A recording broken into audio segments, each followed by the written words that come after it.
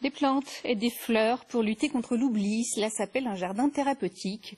Depuis quelques semaines, il a poussé à la maison de retraite de Saint-Quirin pour aider les malades d'Alzheimer. Jardiner tous les jours leur permet de conserver de l'autonomie et de travailler leur mémoire. Fabrice Rosassi et Sébastien Roch. Semer, rempoter, récolter. Comme chaque matin, le jardin de la maison de retraite de Saint-Quirin déborde d'activités. Spécialement créé pour des résidents atteints par la maladie d'Alzheimer, ce jardin à visée thérapeutique est totalement adapté à cette pathologie et il offre de multiples avantages. Ça apporte un bien-être, hein, on le ressent, hein, de retrouver les gestes qu'ils ont l'habitude de faire. Hein. Vraiment de retrouver ça. Et puis il y a les fleurs, il y a les odeurs, il y a toutes ces choses-là, vous voyez.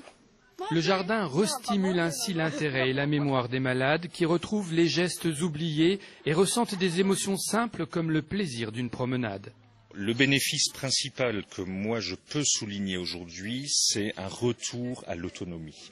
C'est-à-dire que nous voyons des personnes qui, sur un espace grand comme celui de Saint-Quirin, nous permet de faire sortir les résidents et d'avoir véritablement de nouveau cette notion de marche toute simple, qui est essentielle pour les personnes âgées, sachant qu'il est sécurisé avec des mains courantes. Ces jardins de vie à visée thérapeutique sont d'abord le fruit d'une collaboration entre les équipes soignantes et des spécialistes du végétal passionnés.